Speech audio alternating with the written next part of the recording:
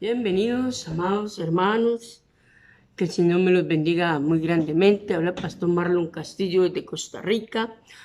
Vamos a empezar nuestro estudio BIT, Respuestas Bíblicas, parte 6. En la parte 5, amados, estábamos viendo sobre el arrebatamiento de la iglesia. Hoy quiero empezar a hacer un paréntesis antes de seguir con otras preguntas y contestar 30 razones de por qué tenemos que tener el Espíritu Santo para irnos en el rapto de la iglesia. Es muy importante, amados, entender que el Espíritu Santo es el que va a venir y nos va a llevar con el Señor Jesucristo y entender estos puntos uno por uno. Así que, amados, tal vez haga esta parte de las 30 preguntas en dos partes. Voy a explicar una por uno, punto por punto, porque a mí me gusta aclarar las cosas, me gusta que todo quede muy claro y yo quiero que usted entienda, amados, que es importante que tengamos la presencia del Espíritu Santo en nosotros. Este estudio, amados, es un estudio donde hay ciertos puntos que quiero explicar a mi punto de vista, porque hay veces escuchamos a un estudio parecido y hay ciertos puntos en que uno se queda pensando, pero hay ciertas cosas o ciertos eventos que necesitamos entender, porque muchas veces oímos predicaciones o sermones donde hay personas que dicen que si no hacen esto no es salva la persona. Yo como pastor he visto a muchas personas en sus últimos minutos de vida y es ahí, por eso es que quiero aclarar estos 30 puntos o 30 enseñanzas de por qué tenemos que tener el Espíritu Santo para irnos en el rapto de la iglesia. Vamos a empezar, amados, con el punto número 1. El punto número 1 dice: solo el poder del Espíritu Santo en ti te cambiará. Amados, el primer punto para poder irnos en el rapto de la iglesia es que tenemos que estar seguros de que fuimos llenos del Espíritu Santo. La única manera de que eso suceda es que usted crea en el Evangelio, en que usted crea en el poder de la palabra de Dios. Y aquel que es poderoso, dice, para hacer todas las cosas mucho más abundantemente de lo que pedimos o entendemos, según el poder que opera en nosotros. Efesios 3:20 está hablando de el Espíritu Santo. La palabra poder en griego significa dinamis, un poder explosivo, ¿verdad? Que está dentro de nosotros, amados. Que eso es lo que da a entender el primer punto de tenemos que tener ese poder, esa presencia del Espíritu Santo como requisito para irnos con Él. Más adelante, en otro punto, vamos a tocar por qué es tan importante, amados, tener el Espíritu Santo para irnos. ¿Por qué ese requisito es tan importante? Entonces, en el primero notamos que en esta escritura dice, vea lo que dice: según el poder que opera en nosotros, es una imposibilidad para el poder de Dios que opere en ti con gran fuerza, a menos que tengamos el bautismo del Espíritu Santo. Pero recibiréis poder cuando haya venido sobre vosotros el Espíritu Santo. Hechos 1:8. Porque Él, el Espíritu Santo, ¿verdad?, mora con vosotros y estará en vosotros. Juan 14:17. Quiero hacer referencia en esta expresión, en nosotros.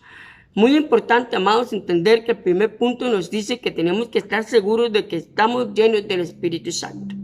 Más adelante vamos a ver cómo usted y yo vamos a estar seguros de que estamos llenos del Espíritu Santo. Hay señales, hay formas para identificar cuando una persona está llena del Espíritu Santo. Claro que sí, lo podemos ver. Su testimonio nos puede hablar mucho, su forma de expresarse, pero también los frutos del Espíritu Santo que tenemos que tener en nosotros da una evidencia clara de la madurez del Espíritu Santo en nuestra vida. Entonces, la Biblia claramente hace una distinción entre el Espíritu Santo estando con una persona o con un cristiano, o el Espíritu Santo viviendo en un cristiano. Son dos cosas muy diferentes, amados, en el primer punto. Una cosa es que el Espíritu Santo esté con una persona y otra cosa de una persona que viva con el Espíritu Santo adentro. Parece ilógico, ¿verdad? Parece irracional estos puntos de vista, pero en el momento que usted y yo aceptamos a Jesucristo, inmediatamente viene el Padre, el Hijo y el Espíritu Santo a morar en nuestro corazón. Entonces, en ese instante somos tocados por el Espíritu Santo, porque acuérdese que la misión de Él es convencer al mundo de justicia, juicio y pecado. En ese instante actúa lo que se llama el convencimiento de la palabra, no solo en nuestra alma, en nuestro espíritu, sino en nuestro intelecto y en nuestro corazón. Entonces, aquí se habla de lo que se llama la conversión o el arrepentimiento de nuestra vida pasada. Inmediatamente en ese instante empieza lo que se llama el camino de la fe, que ahí es la diferencia en el Espíritu Santo en nosotros y el Espíritu Santo viviendo en nosotros. Porque en el transcurso de nuestra vida cristiana, usted se da cuenta si el Espíritu Santo vive en usted, que ese es un requisito muy importante. Muchas veces la gente dice, ya acepté a Cristo, con eso estoy bien, voy a ser salvo. Ahí hay un problema, amados. Como lo dice aquí en el punto número 1. Por eso le digo que quiero explicar punto por punto. Una cosa es haber recibido en ese instante el Espíritu Santo que convence al mundo de justicia, juicio y pecado. Y otra cosa es vivir la vida del Espíritu Santo en nosotros. Son dos cosas muy diferentes, amados, porque en el transcurso de nuestra vida usted va a demostrar si el Espíritu Santo vive en usted. En ese momento usted recibió el impacto del Espíritu Santo en su vida, recibió la presencia del Espíritu Santo que lo convenció de justicia, juicio y pecado, pero cuando se da cuenta usted que el Espíritu Santo vive en usted, con el caminar cristiano, con el caminar día a día, segundo a segundo, minuto a segundo, ahí usted se da cuenta que realmente el Espíritu Santo vive en usted, porque usted empieza a cambiar su carácter, personalidad y un montón de cosas más que necesitamos cambiar. Amados, el Espíritu Santo en una persona es lo que lo cambiará en el tiempo del rapto. Es muy importante entender eso. Inmediatamente viene el rapto. Imaginémonos que sea en este momento el rapto de la iglesia. En este momento el Espíritu Santo, su misión ya no es convencerlo de justicia, juicio, pecado. No es convencerlo y decirle que ya Él vive en usted. No, ya usted ha vivido su vida cristiana. En ese instante Él transforma su vida al cuerpo espiritual que habla la palabra. Esa es la misión de Él. Transformar nuestro cuerpo al cuerpo espiritual, al cuerpo capacitado para reinar con el Señor en la eternidad, que eso es muy diferente. Más adelante vamos a ver qué se necesita para esa transformación tan importante que habla la palabra, que es muy interesante. En el instante en que viene el rapto, el Espíritu Santo va a buscar, digamos un ejemplo, amados, voy a dar un ejemplo. Digamos que para ese momento me voy a poner como ejemplo yo ya esté muerto, ya haya muerto, ya haya dejado este mundo, ¿verdad? Y resulta ser que viene el rapto de la iglesia. La palabra dice que los muertos resucitarán primero. Busca en la cripta o la lápida donde me tienen enterrado, ¿verdad? El cuerpo o lo que quede de él, ¿verdad? Porque ya se empieza a descomponer a las 12 horas la persona. Entonces resulta que el cuerpo queda deshecho, ya no existe, pero ahí está los huesitos de Marlton, un ejemplo. Y ahí está enterrado lo que alguna vez fue Marlon en vida. El Espíritu Santo viene y un ejemplo, ¿verdad? De una vez aclaro, esto es un ejemplo para que hagamos una idea de lo que puede pasar en el rapto de la iglesia. Y resulta ser que el Espíritu Santo se fija y ve si yo tengo el sello del Espíritu Santo en mi frente, que es el sello de Dios. Acuérdense de lo que dice Efesios, más adelante lo vamos a analizar. Y él va a decir, sí, este es un hijo de Dios. Venga, Marlon resucita y va al trono de Dios a celebrar con el Señor por la eternidad. Si hay otra persona a la par que no es cristiana, que no aceptó a Cristo en vida, el Espíritu Santo se fija, no, este no aceptó a Cristo, entonces siga durmiendo hasta esperar el día del juicio final. Un ejemplo, amados, pictórico de lo que puede pasar en el rapto de la iglesia, para que más o menos tengamos una idea de lo que va a suceder. Entonces, el sello del Espíritu Santo es en la frente. Recuerden que Satanás, el sello del 666 es parecido al Espíritu Santo. Él es un imitador y va a dar en la mano y en la frente. Pero el sello en la frente es el símbolo del Satanás que va a ponerle a sus seguidores, ¿verdad? Pero como una burla al Espíritu Santo. Entonces vean qué interesante que es ir entendiendo estos puntos que yo quiero explicar, amados, en este estudio. Yo creo que me voy a extender un poco más, pero sé que va a ser de gran bendición para nosotros entender punto por punto estos 30 puntos de por qué tenemos que tener el Espíritu Santo. Ya vimos el punto número 1. Ahora vamos a seguir con el punto número 2, amados. Los obedientes de corazón serán tomados. ¿Cómo los obedientes de corazón? ¿Qué quiere decir esto? Y nosotros somos testigos suyos de estas cosas. También el Espíritu Santo, el cual ha dado Dios a los que le obedecen. ¿Obedecen a quién? No solo al Espíritu Santo, también a la palabra de Dios. Y como ejemplo, Hechos 5:32. Él dijo que él le daría al Espíritu Santo a los que le obedecen. Vean qué interesante. Si nosotros le obedecemos al Espíritu Santo, si nosotros ya vivimos en comunión diaria con el Espíritu Santo, entonces resulta ser que usted, lleno del Espíritu Santo, automáticamente va a ser los frutos del Espíritu Santo, que más adelante vamos a ver. Por eso les dije, el primer punto tiene que ver con el segundo. Una cosa es tener al Espíritu Santo y otra cosa es vivir en el Espíritu Santo, que es el punto número 2. Ser obedientes al Espíritu Santo que está en usted, ya habitando en usted. Entonces ya usted se deja ser transformado por el Espíritu Santo. Ya los frutos del Espíritu Santo van a estar en usted, que más adelante los vamos a analizar. Ahí es donde vamos a darnos cuenta si una persona vive en o con el Espíritu Santo o solamente tiene el Espíritu Santo. Son dos detalles, amados, que tenemos que aprender de la vida cristiana. No todas las personas viven en el Espíritu Santo.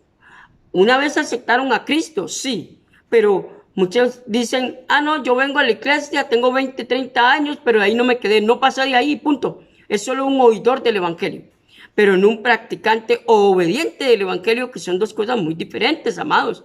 Entonces, el punto número 2 va muy agarrado del punto número 1. Y ve lo que sigue diciendo. Tú eres desobediente cuando fallas en aceptar su promesa y él prometió el Espíritu Santo para nosotros si le obedecemos ¿a quién? Al Paracleto, al Espíritu Santo. Porque para vosotros es la promesa y para vuestros hijos y para todos los que están lejos, para cuantos el Señor nuestro Dios llame. Hechos 2:39, dando a entender que el Espíritu Santo está disponible para todo ser humano, el que acepta de obediencia y acepta sujetarse al Espíritu Santo. El obediente buscará hasta que él reciba el Espíritu Santo. ¿Qué significa esto? Que en el momento que usted ya aceptamos a Cristo no nos quedamos ahí, amados. Empezamos a tratar de cambiar nuestra vida, nuestra antigua vida, y empezamos a tratar de obedecerle al Espíritu Santo a través de la palabra, y empezamos a tratar de obedecer los mandamientos de nuestro Señor. Ahí donde usted se da cuenta que está lleno del Espíritu Santo, porque ya no quiere contristarlo, porque quiere orar, porque quiere leer su palabra, quiere predicar de Cristo, quiere levantarse en sus dones, en sus ministerios que Dios lo ha llamado. Entonces ahí usted se da cuenta que esa fuerza, ese dinámico, ese poder explosivo está en usted. Obviamente amarrado o sujetado a los frutos del Espíritu Santo que vamos a ir viendo más adelante. Punto número 3, amados. Cualquier persona que limita a Dios nunca recibe la presencia del Espíritu de Dios o el Espíritu Santo. ¿Qué es limitar a Dios? Amados, limitar a Dios es no tener fe en su palabra, no creer en que Dios, si te prometió algo, lo va a hacer en su tiempo. Obviamente Dios tiene un tiempo para cada ser humano y para cada cosa. Dice Eclesiastés capítulo 3, todo tiene su tiempo debajo del cielo. Entonces, cualquier persona que limita a Dios, o sea, que muchas veces hay personas que dicen que es que Dios no puede hacer esto, no puede hacer lo otro.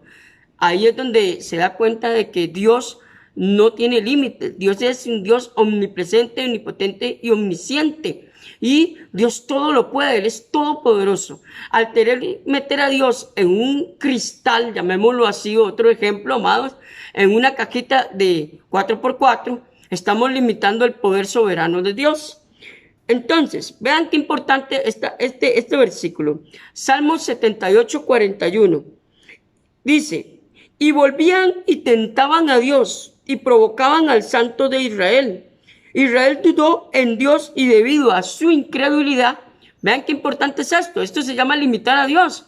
No creer en que Dios lo va a hacer.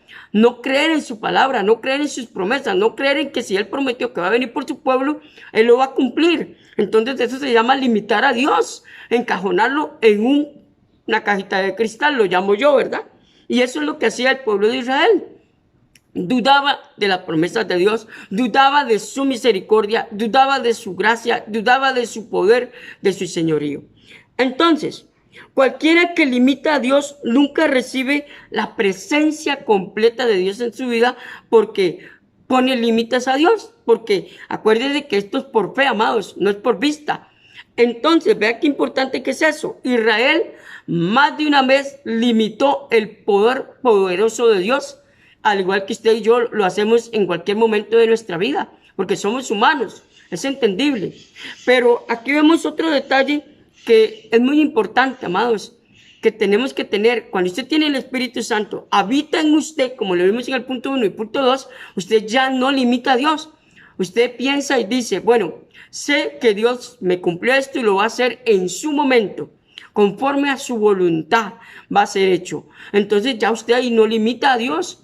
Señor, yo te pido esto, pero sé que va a ser en tu momento que tú me lo vas a dar. No va a ser cuando Marlon quiera. No va a ser cuando yo quiera, va a ser cuando tú quieras dármelo, porque tú eres un Dios soberano y sé que en tu voluntad preciosa lo vas a hacer. Punto número 4, amados. Ellos recibieron el Espíritu Santo y hablaron en lenguas durante la lluvia temprana o tardía.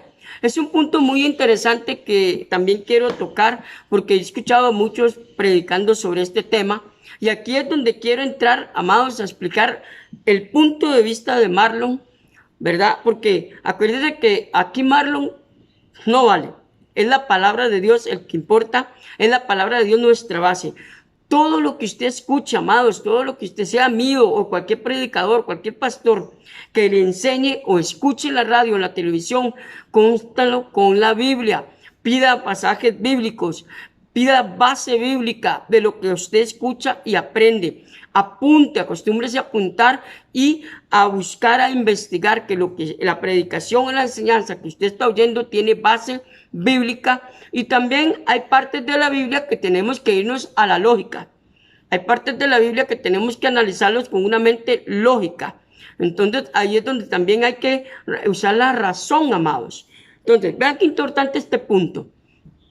Por tanto, hermanos, tened paciencia. La paciencia en la Biblia significa aguantar, soportar, ¿verdad? Y esto incluye soportar a los que nos rodean. La palabra paciencia en el diccionario griego tiene un significado bastante amplio. Pero dice, vea, por tanto, hermanos, tened paciencia hasta la venida del Señor. O sea, soportar hasta la venida. Ser fiel hasta la muerte. Eso es lo que quiere decir esta expresión. Mirad cómo el labrador espera que el precioso fruto de la tierra, aguardando con paciencia hasta que reciba la lluvia temprana y tardía, que es un simbolismo bíblico que habla de la siembra y la cosecha. Como lo dije anteriormente, Eclesiastés capítulo 3 nos enseña que todo tiene un tiempo, todo tiene una hora debajo del cielo. Santiago capítulo 5 versículo 7. En el Pentecostés la lluvia temprana se cayó, mas esto es lo que fue dicho por el profeta Joel, Hechos capítulo 2 versículo 16, y también lo dijo el profeta Joel, ¿verdad? Y derramaré mi espíritu sobre toda carne, dice la palabra, que esa es la profecía que está en Joel capítulo 2 versículo 28. En la lluvia temprana y en el periodo de la iglesia primitiva, cada don y el fruto del Espíritu fueron manifestados en la iglesia hasta que los 9 dones y los 9 frutos del Espíritu colgaron como 18 manzanas perfectas en el árbol perfecto. La iglesia primitiva es nuestro modelo hoy. La iglesia primitiva tenía el Espíritu Santo con la evidencia de la presencia de Él. Amados, para muchos en este punto, ellos dicen que una de las, llamémoslo así, de los puntos importantes para irnos en el rapto de la iglesia es hablar en lenguas. Y en este punto yo quiero ser un poquito específico, amados. Voy a dar mi opinión personal. Respeto su opinión, usted toma su última decisión. Si usted lo cree, así lo respeto. Pero voy a dar un ejemplo. Como pastor, yo he estado, amados, he visto niños, jóvenes y adultos estando en sus últimos minutos de vida. Le predico el evangelio, le hablo del plan de salvación, acepta a Jesucristo e inmediatamente, casi inmediatamente, cierran los ojos y se van de esta tierra. Una vez le hice este comentario a un pastor que me dijo que es importante que la persona haya hablado en lenguas para irse con el Señor. Y esa persona no es salva, me dijo. Y yo le dije, le voy a hacer esa observación. Yo he visto muchas personas morir en mis brazos, hasta niños he visto en mis brazos morir, adolescentes, jóvenes, ancianos, adultos, y no han tenido el chance de hablar en lenguas porque inmediatamente terminamos de hacer la oración, mueren, cierran sus ojos, la gloria y la honra de Cristo. Para mí, sí son salvos, porque la palabra dice, cree en el Señor Jesucristo, serás salvo tú y tu casa. Y Romanos 19 dice que si confesares con tu boca que Jesús es el Señor, serás salvo. En ninguna de esas partes dice, y tienes que hablar en lenguas obligadamente. ¿Qué tiempo tiene una persona que está agonizando, como los casos que yo he tenido como pastor, en ese instante de hablar en lenguas? Amados, pienso que ahí tenemos que usar un poquito la lógica. Es mi punto de vista, de una vez aclaro. No sé cómo lo piensa usted, pero yo he escuchado a muchos pastores predicando esto y decirle a la gente, si usted no habla en lenguas, usted no es salvo. Muchas personas no hablan en lenguas y son grandes hombres de Dios y tienen grandes dones ministeriales.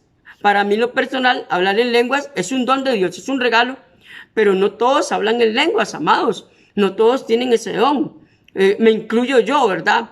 Pero hay muchas personas, amados, que tienen grandes llamados de Dios, grandes ministerios pastorales y todo, y nunca han hablado en lenguas. Pero son hombres y mujeres llenas de Dios, llenas del Espíritu Santo. Dios los usa en dones de sanidades, de milagros. Entonces, en este punto y en otros puntos que voy a tocar en este estudio, es por eso que yo quería explicar punto por punto.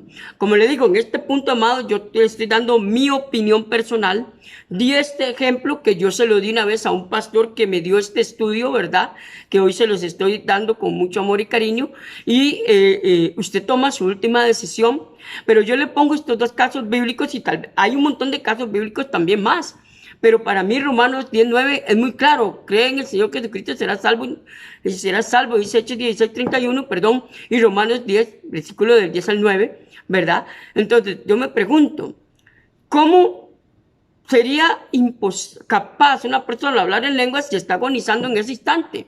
Si en ese instante, amados hermanos, yo he estado en hospitales, en lugares de enfermos ya terminales, con enfermedades terminales, SIDA, cánceres, tumores, y para la gloria del Señor he sido el último pastor que he hablado con ellos y he hecho la oración de fe con ellos y creo por fe que ellos se fueron con Jesucristo.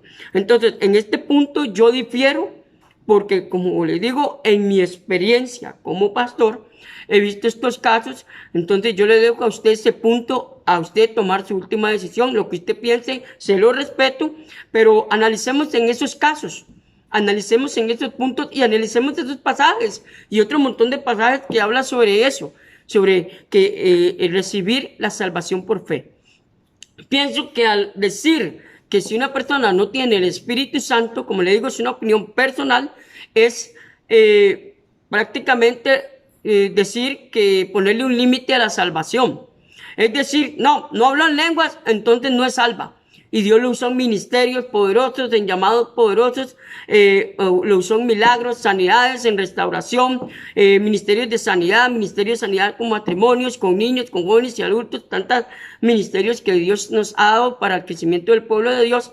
Y yo conozco muchos siervos y siervas de Dios que no hablan en lenguas y Dios los usa en muchas áreas. Entonces quería dejar esto claro. Amados, esta es la primera parte de respuestas bíblicas. Quedamos en la pregunta, en la parte 5 de este estudio de las 30 preguntas, las 30 razones de por qué tenemos que tener el Espíritu Santo. Le invito a que se suscriba a este canal, Dele me gusta para que YouTube le notifique cuando suba un estudio. Es un requisito de YouTube. También quiero invitarle, amados, que el domingo voy a hacer un estudio. Tal vez lo extienda a 1 o 2 partes sobre el por qué el cristiano no tiene que celebrar el Halloween.